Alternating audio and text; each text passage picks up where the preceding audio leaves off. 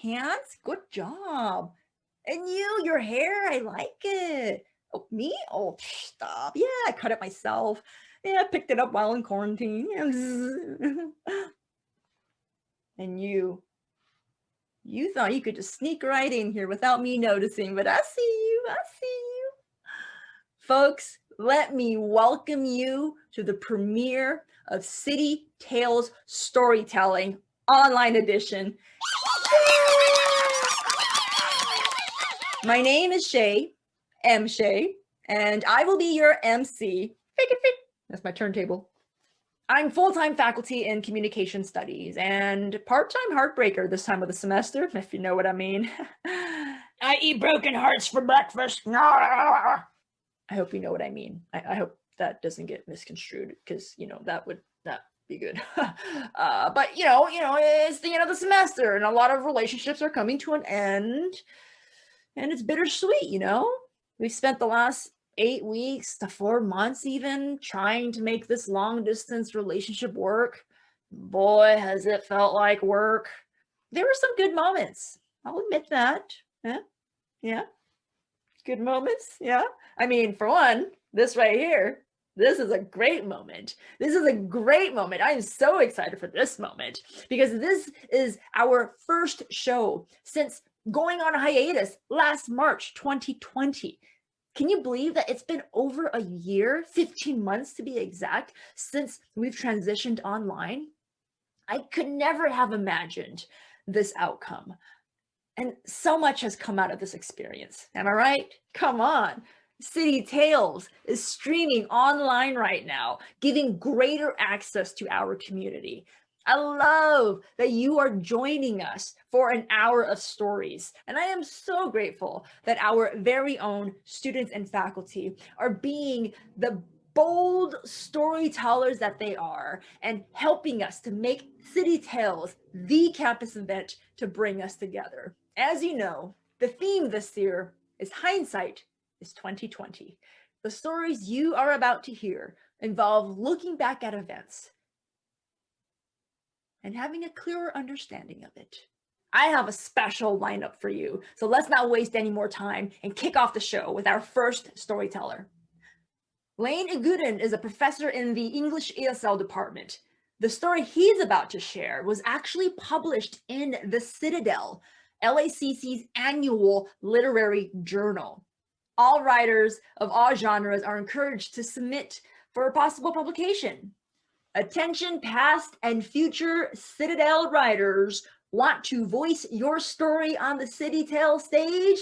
Because my man Lane is about to make it happen. Put your hands together for the one and only Lane and his story, The iPad Wars. Someone called our daughter a drama queen in Minecraft.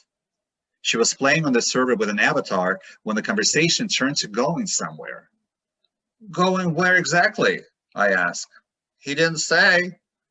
How do you know it was a he? I don't know, she shrugged. It's an avatar, duh. Well, how long have the two of you been talking? She wrinkles her smooth forehead. A week, maybe 2. He liked me, he said so, and he said my profile pictures are really cute, so he wanted to go someplace in the forest. But I said bye, and he called me a drama queen. What is a drama queen, puppy? Can I see your profile, I asked. I had no idea that you can have conversations with strangers on something as innocuous as Minecraft. Linda hands me her iPad and tucks a long lock of hair behind her ear. A graceful and at the same time more womanly, more calibrated gesture than I remember. I click on her profile picture, her pretty creamy face, brown hair, clearly a teen. The avatar had to know that. There isn't much information in her profile, nothing that leads straight to her, to this house, to this bedroom. But I noticed Linda posted her age is 14, but she's not. She's 11. Why on earth did she want to pass for an older girl? Why list your age at all? The implications are unnerving, to say the least. You know, this is getting out of hand, Linda. You can keep the iPad, but I don't think you should have access to the Wi-Fi anymore. But I need it. I need the Wi-Fi. How am I supposed to play Minecraft with other people? Linda exhales with frustration, jerking up her palms at the obvious. It's boring. To me, it's a signal that her iPad is taken for granted, her Minecraft is taken for granted, and that she can't think of other ways to entertain herself except chatting with strangers. Well, you don't have to agree with me, Linda, but it's for your own good, I say. You can still use it, but no internet for now. So I go ahead and suppress the Wi-Fi on her iPad. Or so I think. I start to notice that the power strip to the router, turned off every night, would mysteriously turn itself back on before dawn. Next, the iPad vanishes. Linda swears she has no idea where it might be. She keeps saying so for 3 days straight. Well, having it disappear, I figure, is convenient. Disappeared, it can provide hours of fun when she's asleep. One telltale sign is dark circles under her eyes. And even more revealing is Linda's attitude about the loss. Had she truly lost her iPad, she would have run crestfallen to us for help, or even more likely, vociferously accused her sister of stealing her beloved personal assistant device. Her nonchalance can only mean one thing. So I ransacked her whole room, pulling out drawers, rummaging through t-shirts and jeans, thrown haphazardly into the dresser. I even dragged her full-size mattress off the bed and turned it upside down. It's not here, Linda yells angrily. Exhausted, I leave the room a complete disaster, the mattress on the floor. Linda shrugs, and the athlete that she is, pulls it back up on her bed by herself. Where is the goddamn iPad? The next day, Linda's remark, "It's not here," pops into my head.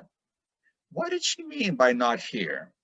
So I start one more time in her room, then stop, turn 180 degrees, and cross the hallway to the bathroom. Inspect the drawers and corners, continue on to the dining room, circle the dining room table, lift each chair, and then intuitively decide to look under the table itself. There it is, hidden in the hollow opening of the table's pedestal base, the silver iPad. I remove it from Linda for a week. The return comes with 3 conditions: no internet access, no iPad in the bedroom overnight, and my knowledge of her iPad password so I could always check what's going on.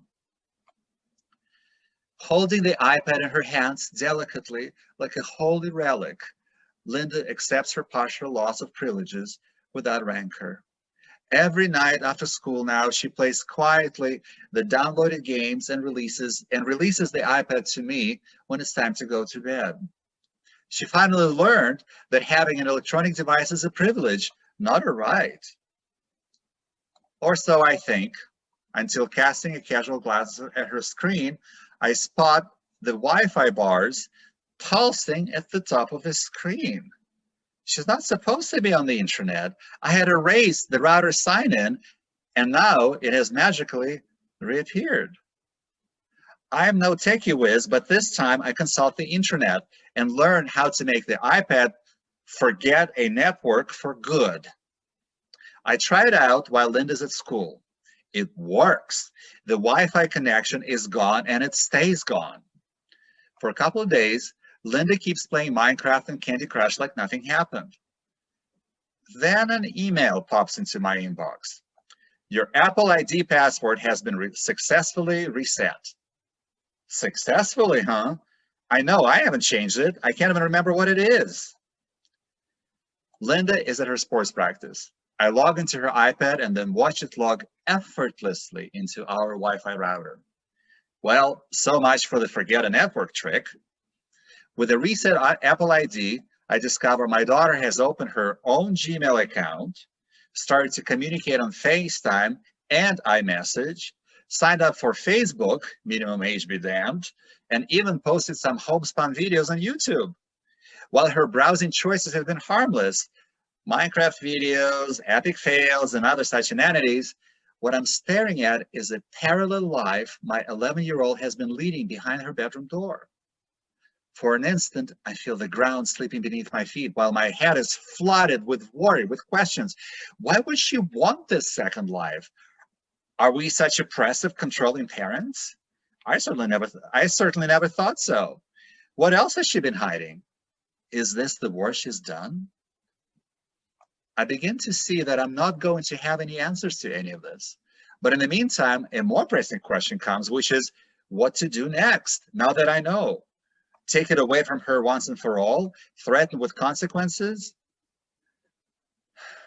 Transcending my anger, I see that it's not so much about who controls the iPad.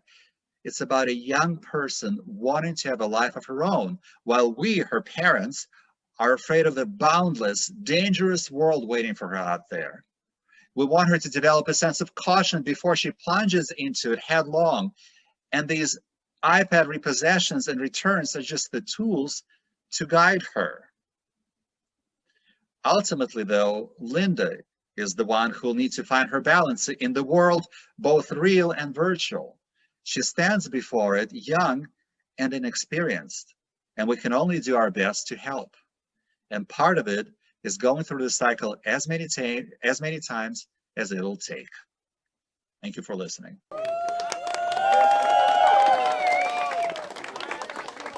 All right, Lane, thank you for that. Oh, you know, my two kids are still young, and I'm not experiencing what you're experiencing yet. You know, I'm still dealing with stepping on Lego.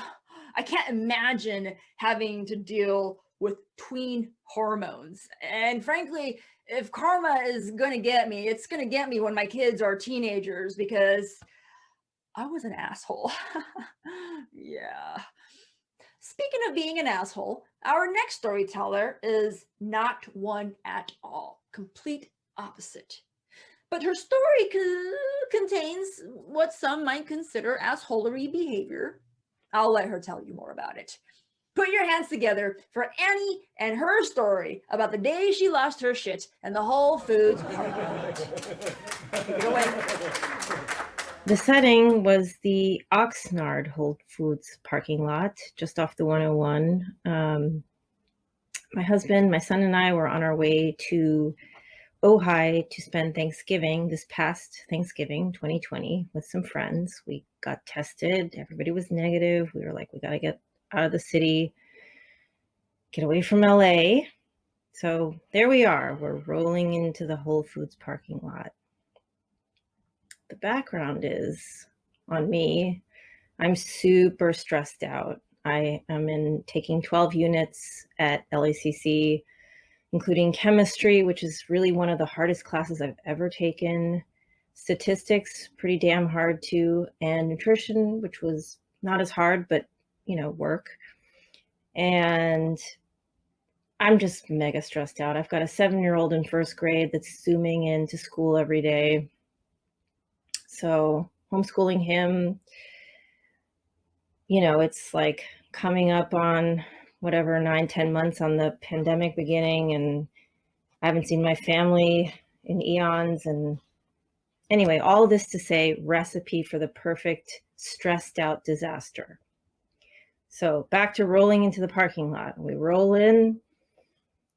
At first, it's like, oh boy, it's one of those days. There's not going to be a parking spot. There's like tons of cars. It's the night before Thanksgiving. It was literally like Wednesday evening before Thanksgiving, 6 p.m.-ish. And then we come around a corner and we're like, oh, well, there's spots. And like, it's not even that far from the entryway. And we pull in, we even like get a spot like with no thing on either side. And my husband goes in to shop. I'm super hot because my son had somehow cranked up the heat and it was like broiling. So I open all the windows, open the doors, give the dogs water. And then I'm like, we had packed so hastily because we were so busy that I was sort of rearranging some bags in the driver's side back seat. And suddenly I feel sort of like a presence over my shoulder, and I look up and there's this man in his car next to his girlfriend or wife, like trying to pull into the spot right next to me. And I sort of gesture like, hey, like, can you go somewhere else? Like, there's tons of other spots. Like literally there were so many other spots right around. Like it would have been like maybe an extra like 6 feet of them walking had they parked somewhere else. So he doesn't budge.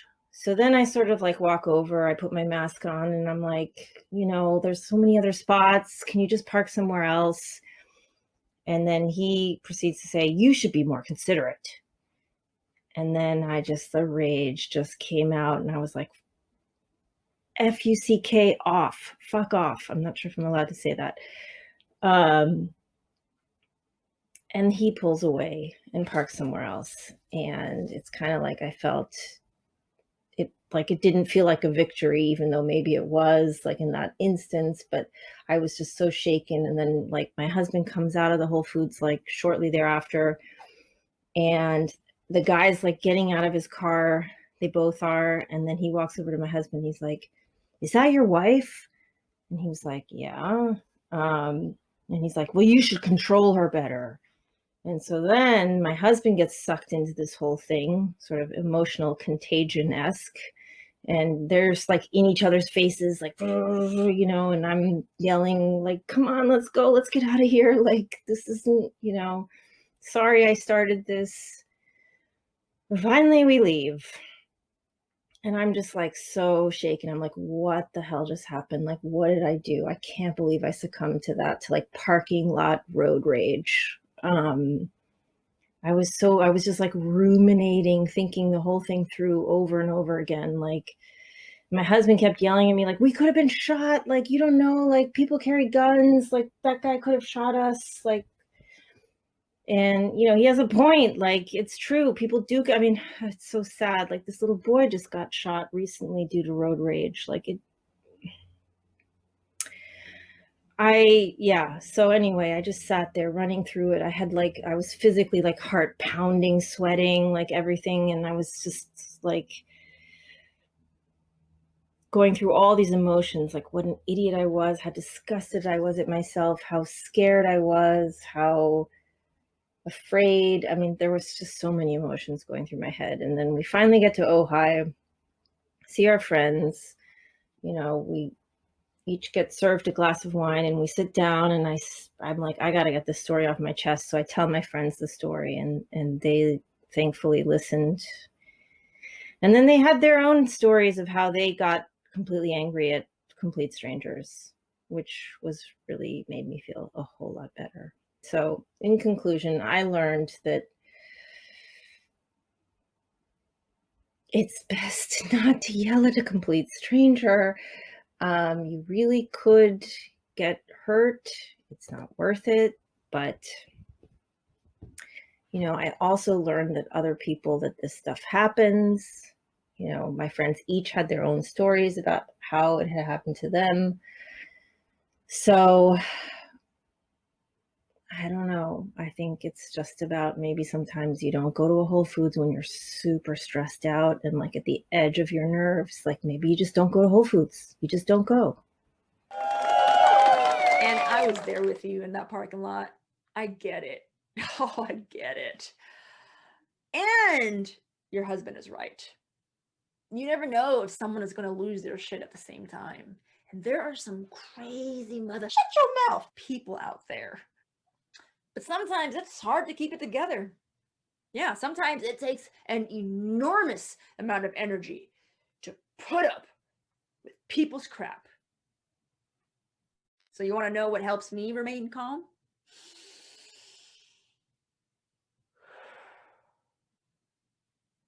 I eat bread. Yeah, lots and lots of bread. Our next storyteller knows all about bread, but he'll tell you he's not much of a bread person. Michael Stennis is a political science major, and he's up next. And he would like to tell you about the wheel of bread. I'm going to preface the story by telling you all that I not only cannot bake bread, but I'm also not much of a bread person myself. I know that's a very random way to begin a story, however, stick with me. I promise it will make sense. Last March, when we all descended into the dreaded quarantine, my roommate at the time hopped on the sourdough train. The story I'm going to share today has less to do with bread and more to do with how the pandemic has had a way of turning some of the most mundane, seemingly insignificant experiences into stories to tell the kids about. Before I start rambling, let me just start here and share with you how my roommate and a little bit of bread landed me in the New Yorker. Well, sort of. When the pandemic began, my ex-boyfriend, my roommate, and I spent a lot of time finding ways to fill our time. The one thing that we all had in common was our love of cooking. For the sake of anonymity, we will call my roommate Alex. One day in April, a couple of small packages containing sourdough starter came in the mail. I watched Alex bake beautiful breads, and before diving in, he would take a picture and send it to his friends in a group chat. What started as him sharing something he created with his friends eventually blossomed into something much greater. One day, I saw my roommate with some cardboard, scissors, tape, and markers, and the wheel of bread was born. Think Wheel of Fortune, but with bread. In a video sent to the friends group chat, my roommate would spin this wheel where it would land on a type of bread. This would happen once a week. Alex and his friends had 1 week to bake, photograph, and share their culinary creations with each other. A simple and great idea grew larger and more people joined in weekly. Eventually, a friend of a friend shared this little quarantine project with a journalist friend who just so happened to be working on a story about quarantine projects for the New Yorker. The reporter thought it was an excellent idea, and my roommate Alex was going to be part of a published story.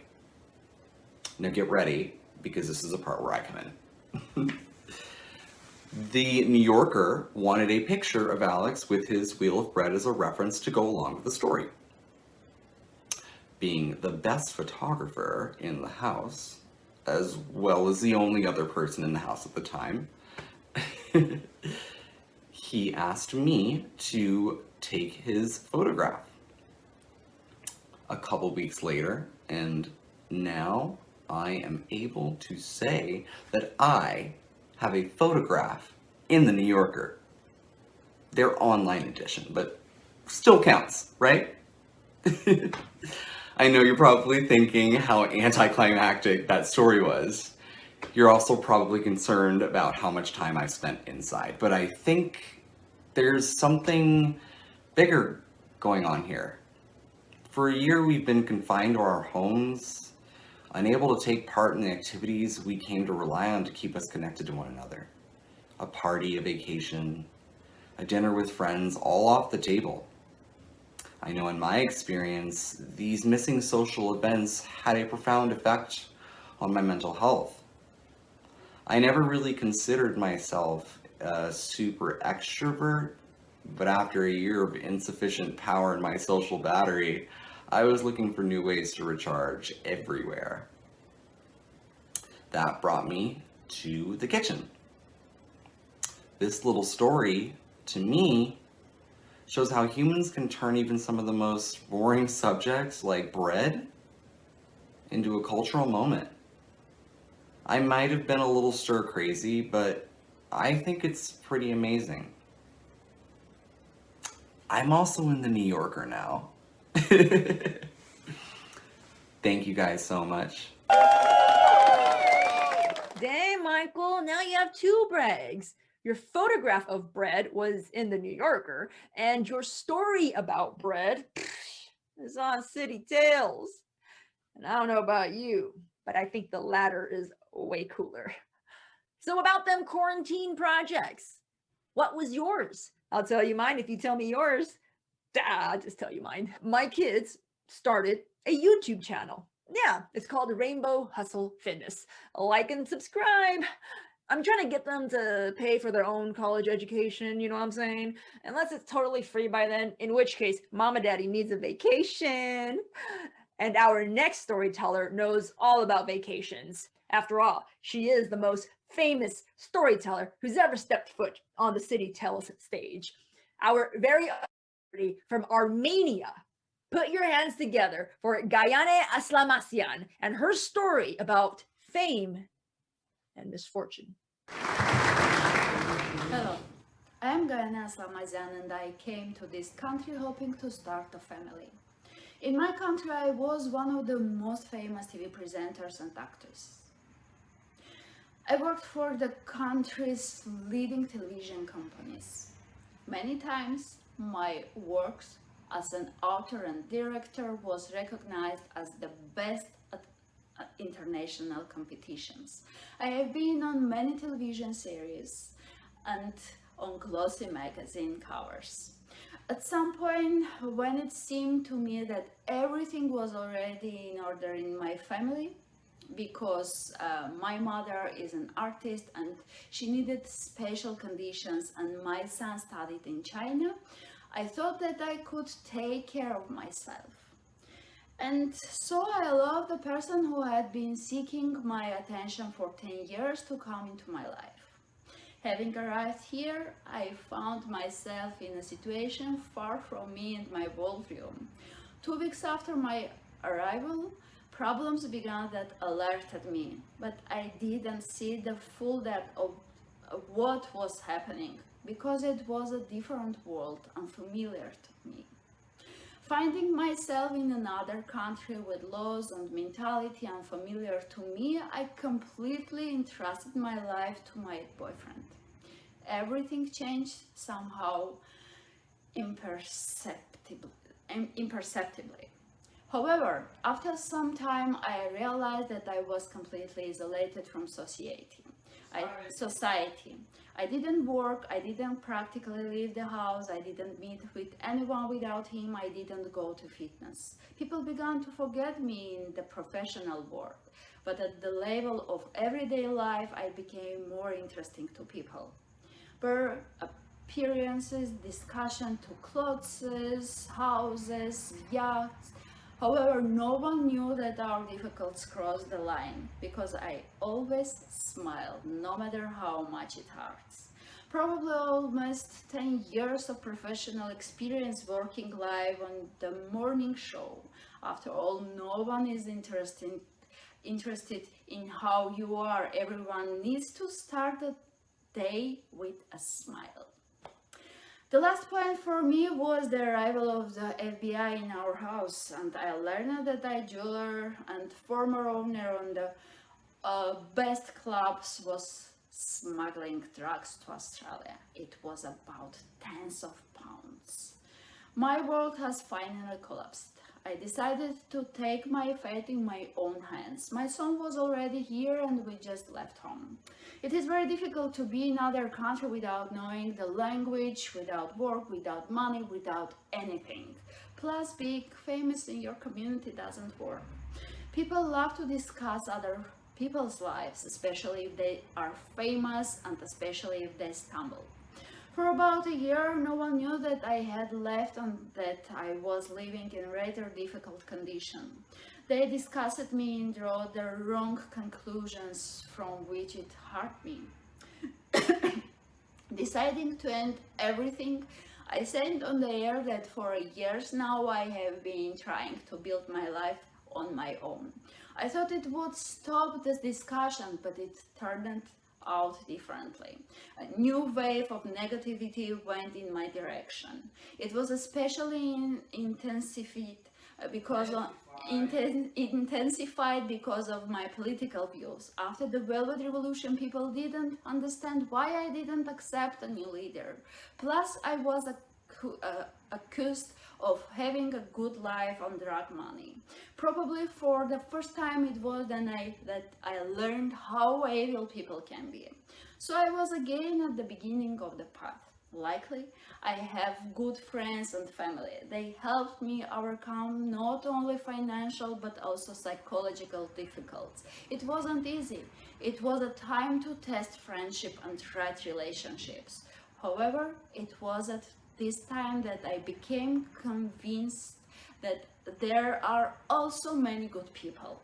It's hard to be significant in your country and then be nobody and start all over again. I was able to overcome all my psychological problems and regardless of everything, began to enjoy new opportunities. One of them is language training. I'm grateful for the opportunity to study at this age because in my country it is impossible to start studying after 40. And thanks to new technological opportunities, I returned to the viewers who love me. After a short break in health, I again started my author's transmission. And the lesson I learned, it doesn't matter how old you are. What matters is your attitude and where you go. If you fail, get back on your feet and walk forward. New experiences are always more fun than the bitterness of loss. Diane, that last line, new experiences are always more fun than the bitterness of loss. Preach it. I love new experiences. This past year, 2020, God, for many of us, it didn't go as planned. In fact, it sucked in many ways. But when I look back, I can recognize distinct events that, had it not been for a global pandemic, I would not have had these new experiences, these memories, like Zoom, not ever in my vocabulary. And then suddenly it was a portal to new experiences with people I don't usually connect with in that way or connect with at all because they're so far. Zoom wine and paint, Zoom baking challenges, Zoom birthday parties, Zoom game nights, Zoom workouts, and then there's the occasional Zoom alone time. Yeah, when I would sit in my personal Zoom room, like right now, or an office hour, wondering if someone would pop in and say hello, to which I would then respond, "Is it me you're looking for?"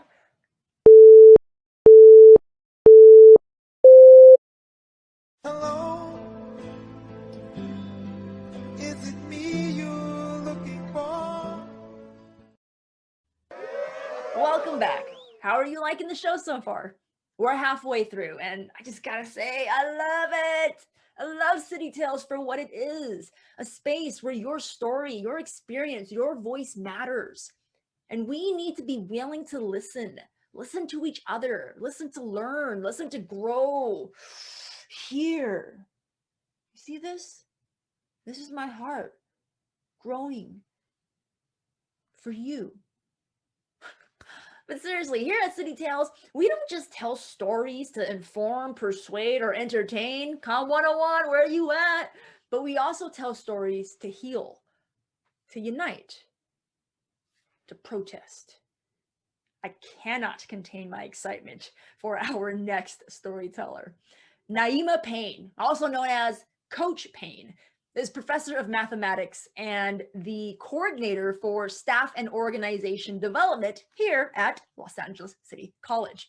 Brace yourself, folks. We're taking it to the next level. Put your hands together for a story about being fed up with the system. Tell it like it is, Coach. Bring on the pain.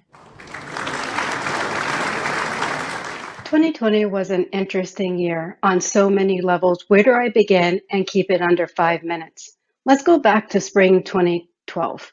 After 10 years, I put a request to transfer to another campus.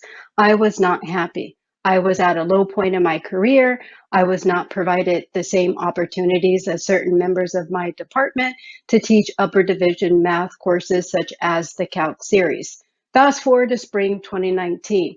Another 10 years go by, and I was at another low point in my 17 years at City College. And in that 17 years, I taught Calc 1 a handful number of times, Calc 2, 0, Calc 3 once, and that was back in spring 2006, which was not a pleasant experience due to certain senior faculty members talking behind my back saying I was not ready. I lost hope for any advancement. I was desperate for a challenge, I was desperate for something different. I strongly resisted any release time positions on campus because you are not compensated for all the extra time that you put in. However, desperate times calls for desperate measures. So I ran for the Academic Senate Treasurer. I applied for the Staff Organization Development Coordinator, and both terms began in fall 2019. And at that time, I also was teaching Calc 1, which was my 5th consecutive semester. However, still no Calc 2. 2020 rolls around. As a 5th year new faculty member who had the opportunity to teach Calc 1 fall 2019, then had the opportunity to teach Calc 2 spring of 2020, mind you, in my 17 years, I never had the same opportunity. And when I finally had the opportunity to teach the Calc 2, I had to decline because of my SOD position. Nepotism. Yeah, I was quite upset. Position of power. So by March 2020, I was in my 2nd semester as SOD, and at that point, I was ready to jump ship. I'm a person who stays busy, but this was on a whole level, a whole new level of a kind of busy.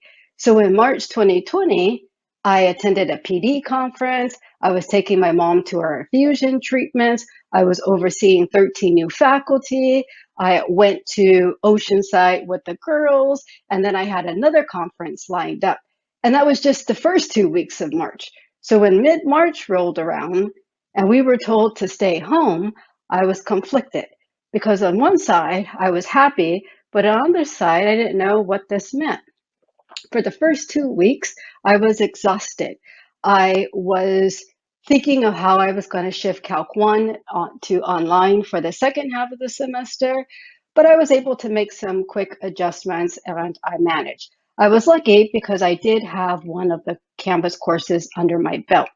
Then 2 months 2 months passed, and then we had the murder of George Floyd. This was a very low point for the Black community, right? And so for our students, this was problematic because not only were we dealing with a pandemic, now we're dealing with the social unrest. So during that summer 2020, we had the Black Lives Matter town halls, we had virtual trainings, there were Zooms nonstop. So being forced to be home allowed me to unpack a lot of shit. September rolls around and I was just fed up with the system. I remember after a meditation session with Rob, he asked me, well, how do you feel? And I said, I'm fed up.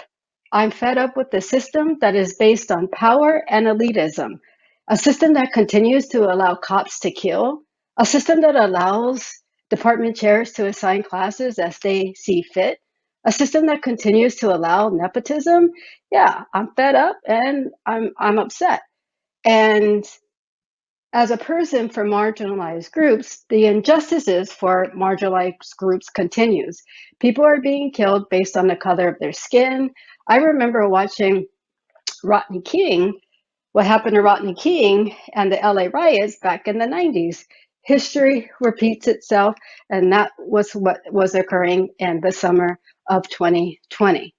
People from marginalized groups continue to fight to be treated equally. Decades later, I'm still having to fight to teach certain classes in my departments after 19 years. And to me, that's just bullshit, right? Mid-fall 2020, we're still unclear on how long the pandemic was going to continue. People are dying from COVID-19 at alarming rates. The number of cases continue to rise. There are more stay-at-home restrictions, more Black boys and men and Black girls and women were being murdered by the police. Protests continued.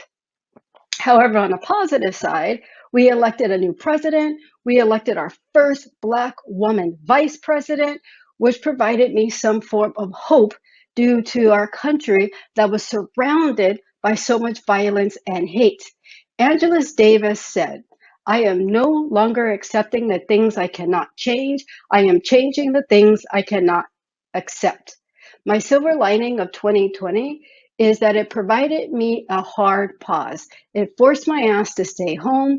It provided me time to heal. It provided me an abundance time to restore my mental, emotional, and physical energy.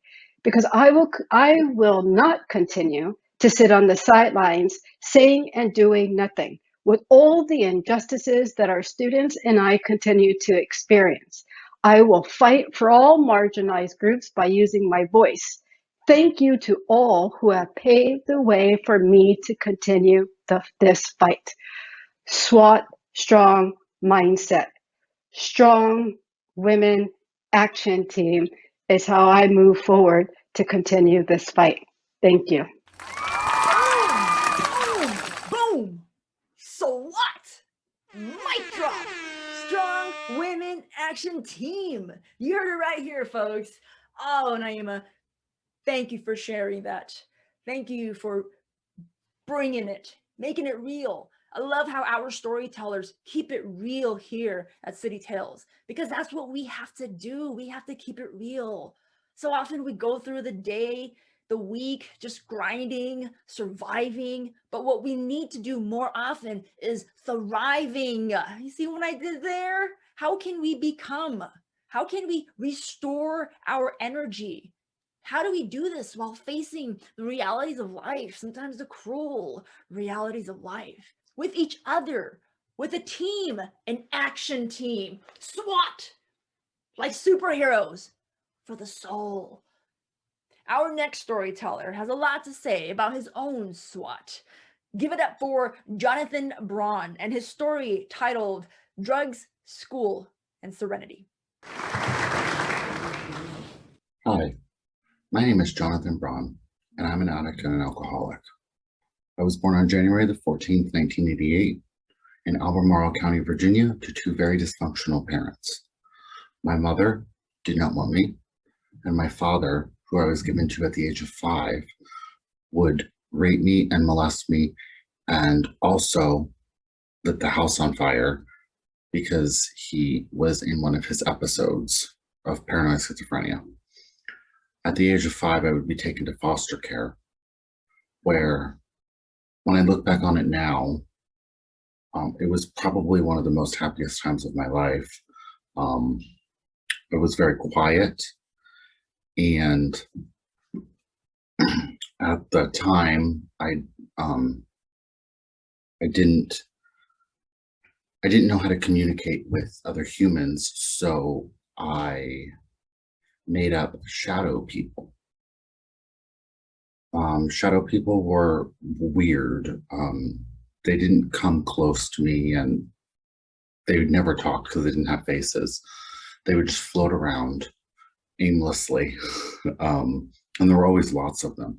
And I was a little bit fearful of them, but when I look back on it, they didn't do anything to me. They were just there. I think it was more of my brain acclimating to the trauma that have happened to me with my dad and trying to regress back into society. At the age of 10, I would be adopted, and that adoption would be one of the most pivotal times in my life, when I realized that I didn't like anybody, and I wanted to commit suicide a lot. And after my brother and my sister were adopted, the family dynamics changed. My brother and my sister became very dysfunctional, and I became a bad child. And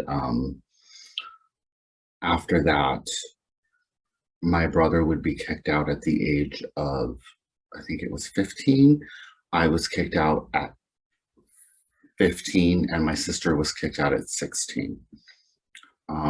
I remember the day that I was kicked out because it was one of those times in my life where I was like, I'm free from all these people. I don't have to deal with them anymore. I don't have to deal with parents who don't love me anymore.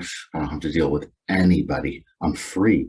And at the age of 16, that's a little weird to think like I'm free from everybody. But I picked up and I moved to New York City.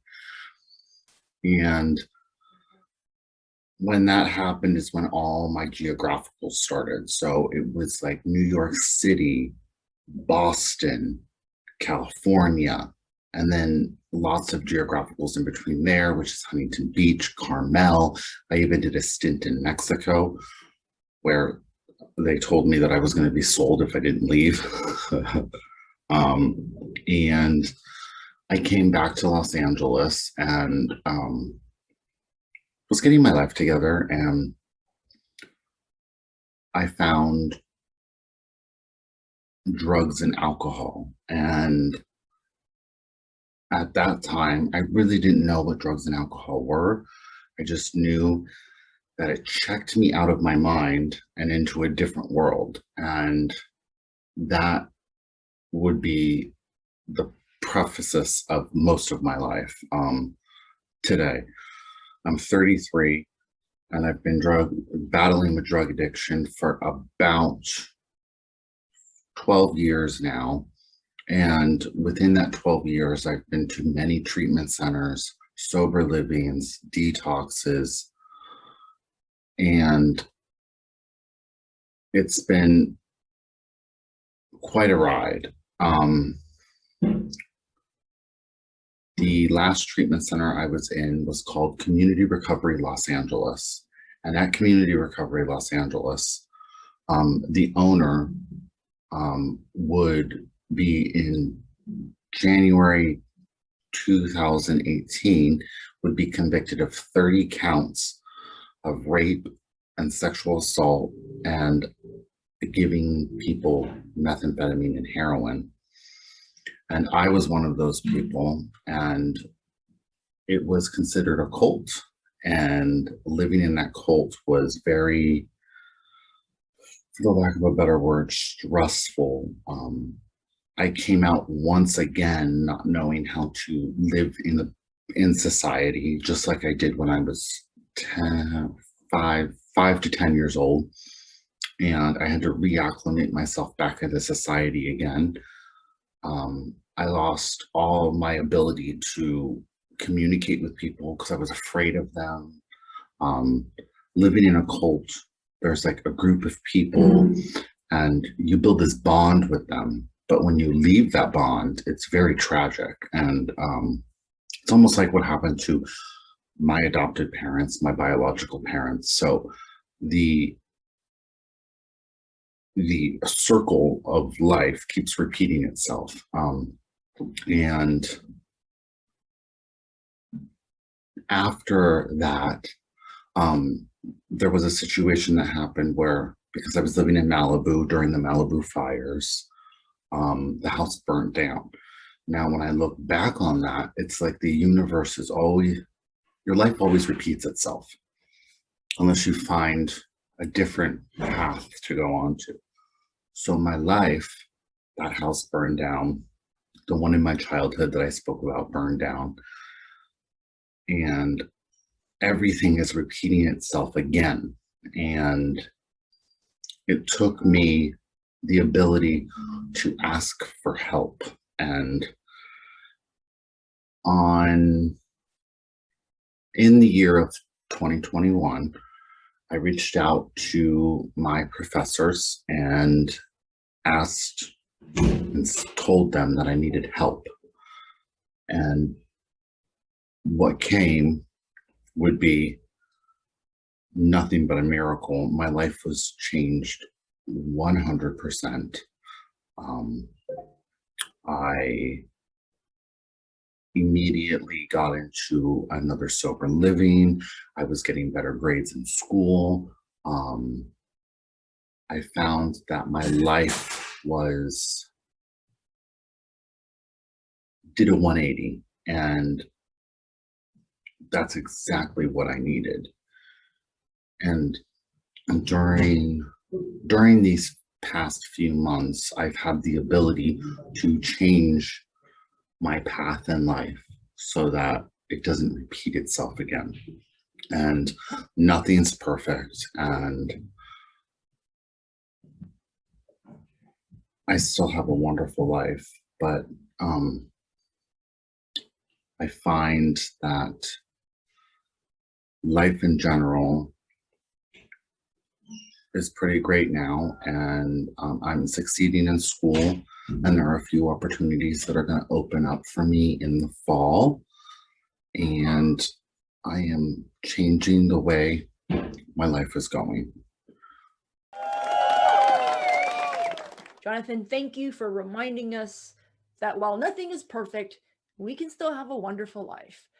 Shout out to the professors who answered Jonathan's call for help.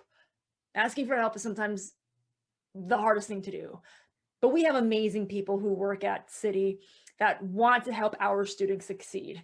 And our students, well, they're just awesome, right? They're the whole reason why we're here. So let's bring out our next student storyteller, a business administration major, Christina Lopez, as she shares with us her story titled Change of Perspective.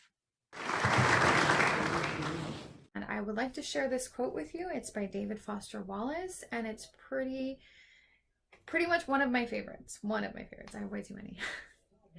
And it says, "You can be shaped or you can be broken. There is not much in between." Now, some of you have children. Some of you have plans of having children, or maybe just seeing kids. They're out there, they're everywhere. And I know that most people, when they see children, that they focus on milestones. When we're thinking of having a child, and the first couple years, you think of their first steps, their first words, their first dates, teen years, all the regular basic things that come through and come into play when you have that mindset. You don't really incorporate the fact that things may not be that way, that things may change. Unfortunately for me, those things changed when my son turned 3 years old. And we were thrown into this catastrophic scenario where our viewpoint or our future plans were somewhat shattered, and our son was diagnosed with autism. Now, I remember it very distinctly as a warm summer day, and I remember it was just completely grayed out. The vibrancy that's out in the world was narrowed down and just bland. I remember sitting in the office of the behavioral specialist for what seemed like an eternity, pacing back and forth and waiting as they determined the results of these tests that they had performed on my 3-year-old son to see what exactly was the issue. He had developmental delays. He was not speaking very much, and little to no eye contact at that point. And we brought him in after he had gotten kicked out of 2 preschools. Yes, 2. And it was at the suggestion of the second preschool that we get him tested. So I sat just thinking about all of the scenarios of all the what ifs and situations where I could have done better. I should have done better. I was a mother. I had to have done something wrong for this to happen. I had gotten pregnant very young. I was 17 when I got pregnant, 18 when I had my son. So there was a slew of things that just kind of raced in my head. And I remember as she came into the room and just was reading off the diagnosis and the results of all these different scenarios that kept floating in there. She was saying, he may never speak. He may never be able to hold relationships. He may never be able to live on his own.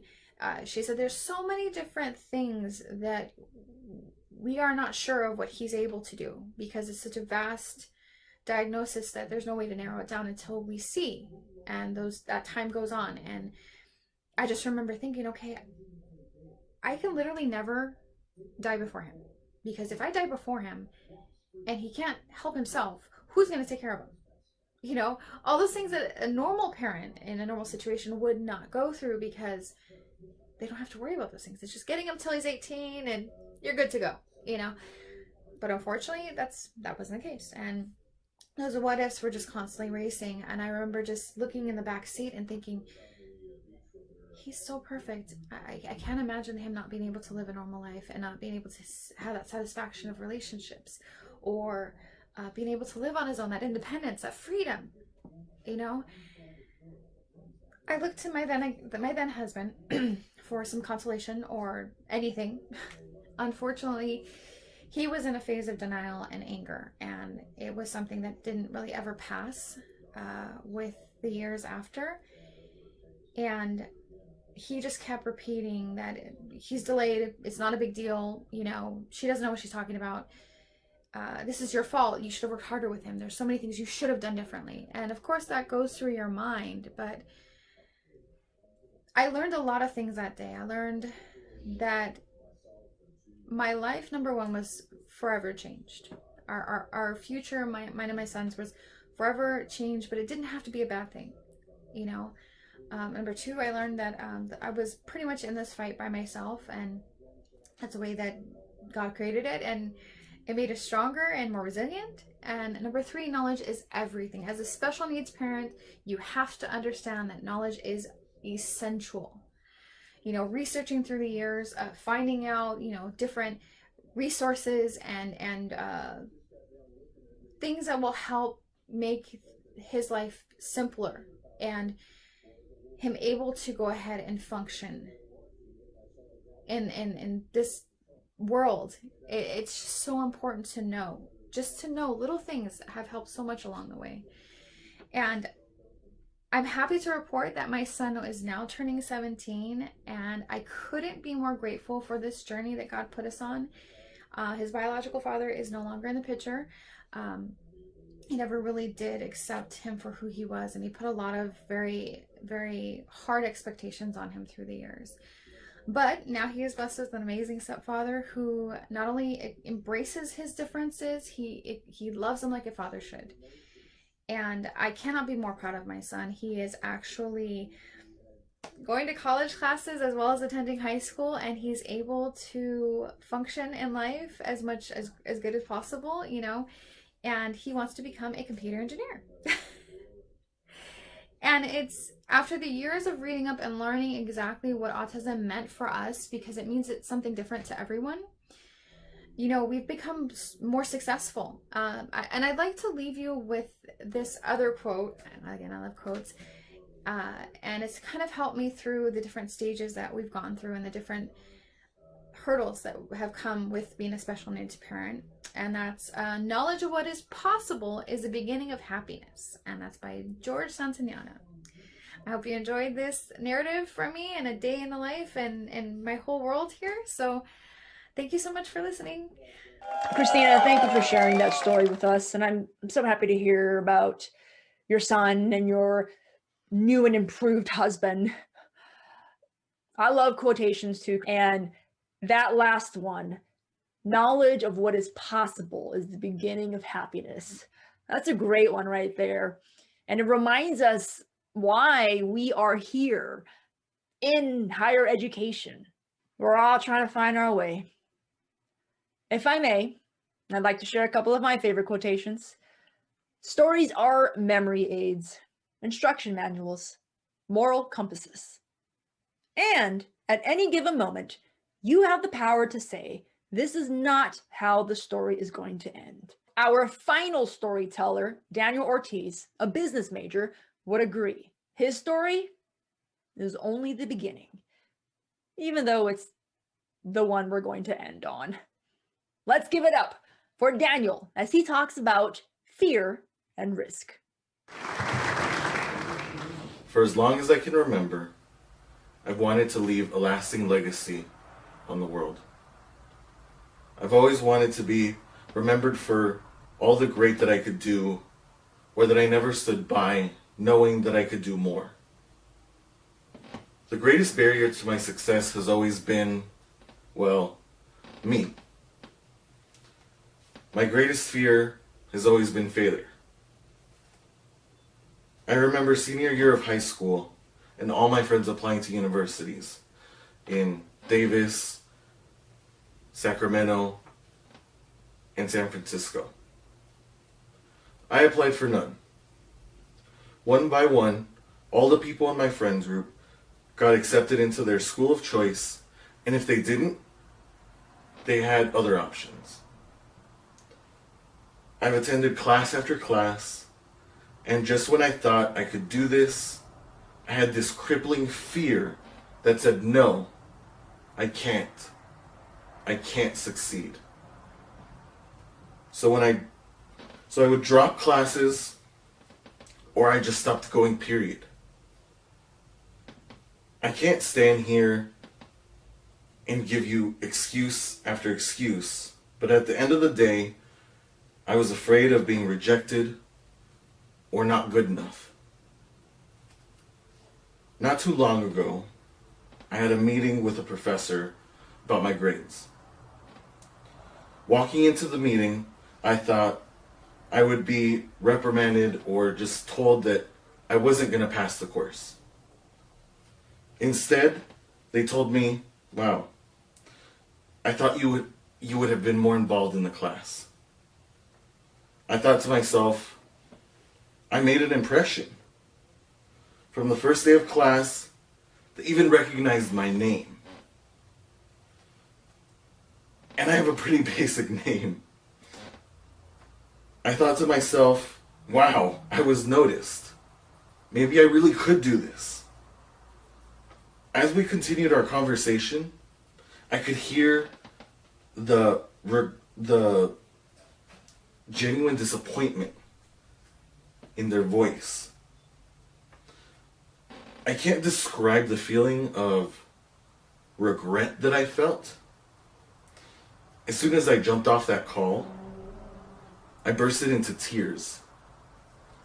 Not only did I feel regret, but this overwhelming feeling of, I can do this. I am capable. If I continue to work hard, I can accomplish my goals. I hope this becomes a new beginning for me. I hope that I can continue to grow and take risks.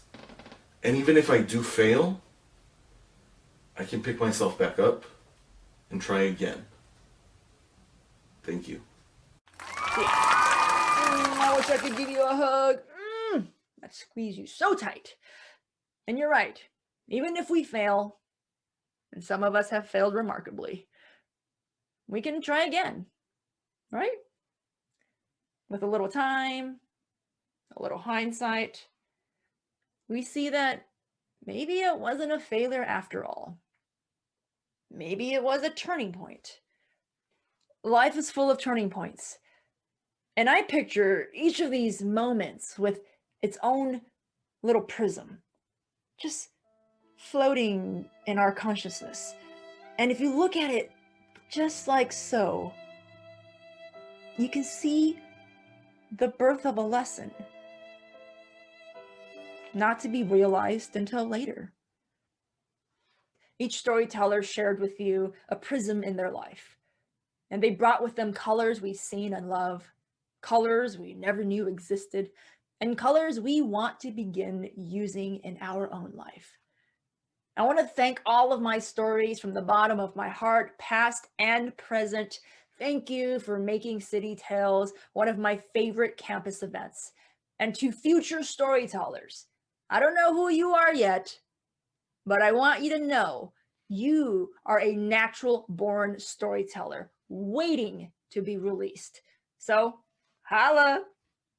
And special shout out to Tiffany Chen, a colleague and fellow professor of communication studies and a little sister I never knew I wanted. Thank you for helping me put together our virtual event, because if it wasn't for you, I don't think I could have made this happen. It's been a rough year, but I am so happy that we are back. City Tales is back. Those of us who want to stay connected and inspired to check out the open mic, It's happening right now at the after party. See you there. Thanks for watching City Tales. Happy Pride. Bye. Swat, swat, swat.